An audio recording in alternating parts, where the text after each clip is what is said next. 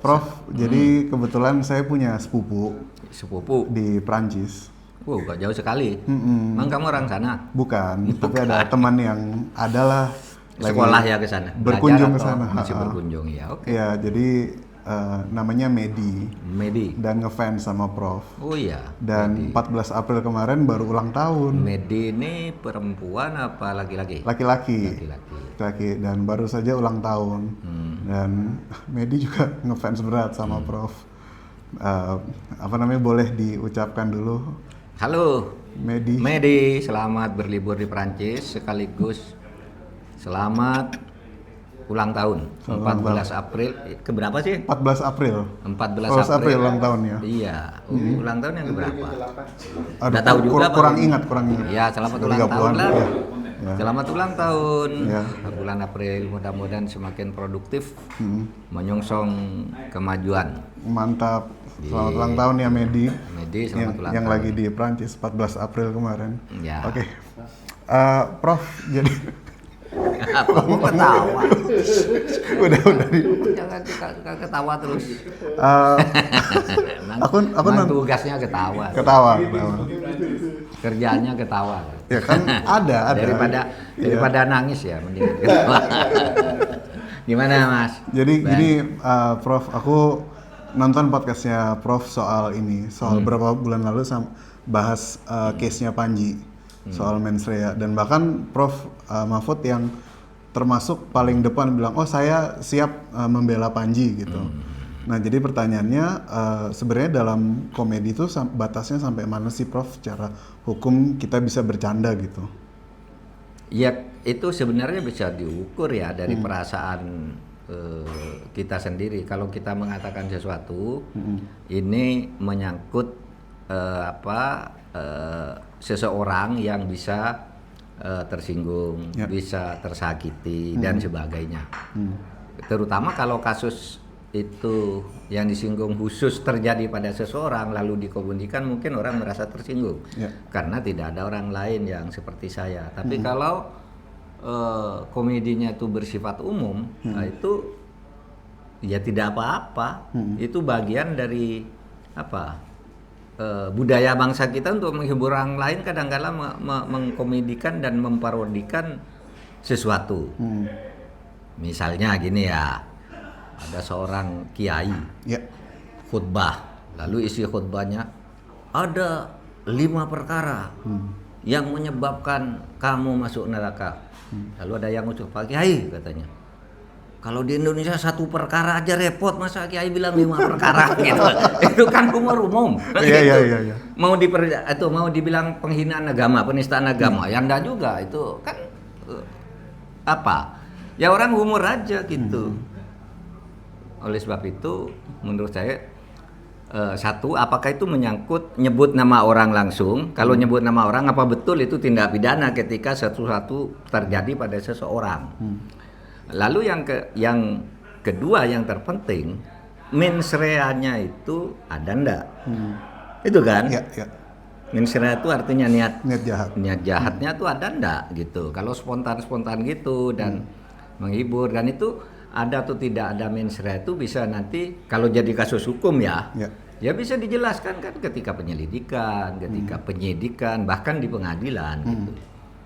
Jadi menurut saya menurut keyakinan. Ya tidak boleh dong orang kalau ada orang tersinggung sedikit lalu mendiskriminasi orang karena omongan ini, lalu dicari-carikan masalah gitu. Ini melanggar pasal sekian kok gampang banget gitu. Gitu aja. Gitu ya. Okay. Jadi seumpama betul Ben mengatakan sesuatu yang misalnya menyangkut saya langsung sekalipun dan saya tersinggung, tapi Anda tidak punya mens rea, nggak bisa. Yang penting mens rea-nya ya. Ada dua, gitu. Kalau ada mens rea tapi belum ada aktus seriusnya, nggak bisa juga. Oh, oke. Iya kan? Iya. Aktus serius itu mencakup tindakan permulaan. Itu sebabnya sudah ada mens rea dan sudah mulai sehingga disebut percobaan. Iya kan? Iya. Ya percobaan itu ya sudah tindak pidana. Iya kan? Karena percobaan itu Anda melakukan sesuatu kejahatan tetapi tidak jadi bukan karena Anda membatalkan, tapi karena oleh situasi atau ketahuan atau apa, itu sudah terjadi percobaan. Tapi kalau Anda mau melakukan sesuatu sebelum ada orang tahu tidak jadi sendiri, mensreanya sudah ada tapi akto seriusnya tidak ada, Nggak ada juga.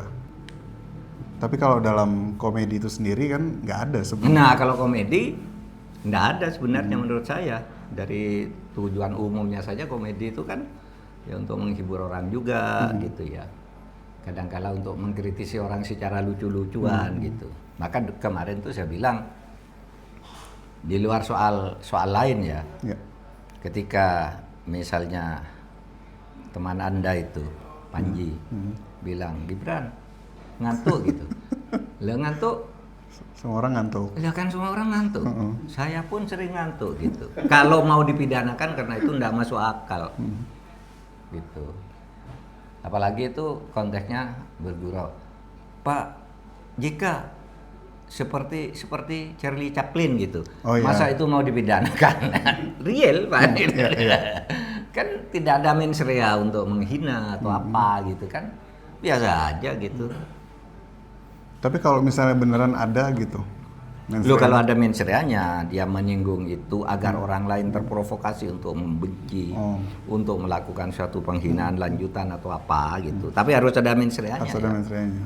Ya, bisa saja. Nanti kan tinggal bagaimana membuktikan itu di pengadilan. Tapi saya males sih bicara pengadilan, apa-apa kok ke pengadilan. Bicara nanti di pengadilan. Kadang-kala itu ya, penegak hukum itu melanggar sesuatu, nangkap orang, Pak saya tidak gini, nanti buktikan di pengadilan gitu.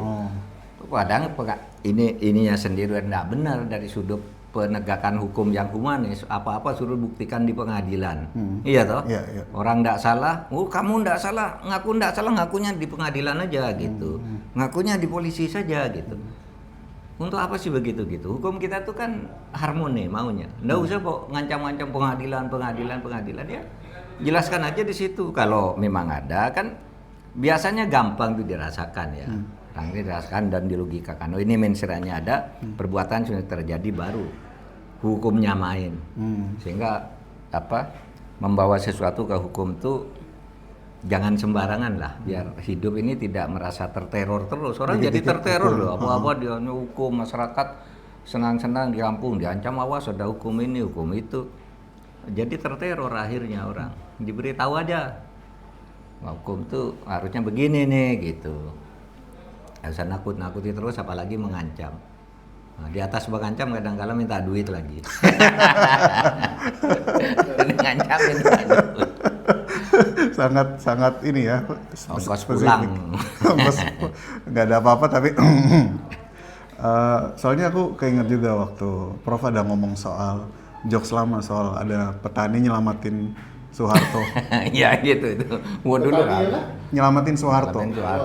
Ini udah tahu cerita. Nggak tahu jokesnya. Saya cerita. Ulang dong. Jadi waktu itu Pak Harmoko ini jok menjelang jatuhnya Pak Harto. Menjelang jatuhnya Pak Harto naik helikopter di Wonogiri. Helikopternya jatuh. Menteri-menterinya meninggal semua, tinggal Pak Harto terengah-engah. Ditolong oleh orang desa sampai selamat. Sesudah selamat Pak Harto tuh bilang terima kasih orang. Pak, siapa namanya? Taruhlah, Bejo Pak. Kamu sudah nolong saya, terima kasih. Iya Pak, itu kewajiban saya. Minta apa kamu kepada saya? Gitu. Minta apa? Saya kasih. Minta apa saja, kamu telah menyelamatkan saya. Memang Bapak bisa memberi apa saja. Kamu minta rumah, minta mobil, minta apa, saya kasih. Memangnya Bapak siapa kok bisa memberi sesuatu? Saya Soeharto. Oh saya minta satu aja Pak. Jangan bilang-bilang bahwa saya yang nolong Bapak. Saya bisa dibunuh orang katanya. Kalau orang tahu bahwa saya nolong Bapak, saya dibunuh sama orang kampung ini, lari dia minta apa. Nah jok begitu. Itu beredar di kalangan dosen-dosen di masa karena waktu itu orang sudah begitu jengahnya dengan situasi pemerintahan yang penuh KKN kan saat itu, KKN, hipokrit, macam-macam. Berbagai cerita muncul tentang istana dan itu banyak sekali cerita. Nah yang begitu itu masa mau dipidanakan? Kalau mau dipidanakan tuh banyak, tapi ya ini udah 20 tahun lebih sudah daluarsa. Kayaknya kalau itu dipidanakan seluruh intelektual NU dan KNU kena bercanda semua. Penjara isinya pelawak semua. Terakhir nih Prof, ini agak out of topic. Ada jadi kan Barack Obama itu baru jadi presiden 2009. Ya kan 2009. Ya, 2017 pemilihan kedua ya. Lalu sedangkan sejarahnya orang kulit hitam tuh ada 300 tahun lah kurang lebih, more or less soal ininya, soal enslavement dan lain-lain. Ada nggak kemungkinan orang Cina bisa jadi presiden? Enggak tahu saya. Tanya yang lain aja. Ya potensial Pak. Kamu berjuang aja deh. Berjuang aja gitu. Kan sama aja dengan Anda tanya, ada ndak orang Bugis jadi presiden gitu? Kan suatu saat bisa saja terjadi, dan sudah terjadi toh pernah. Jadi maka saya jawab nggak tahu karena itu agak apa namanya ya, agak primordialistik. Terima kasih Prof Ya. atas waktunya. Ya. Ya, thank you Prof. Ya.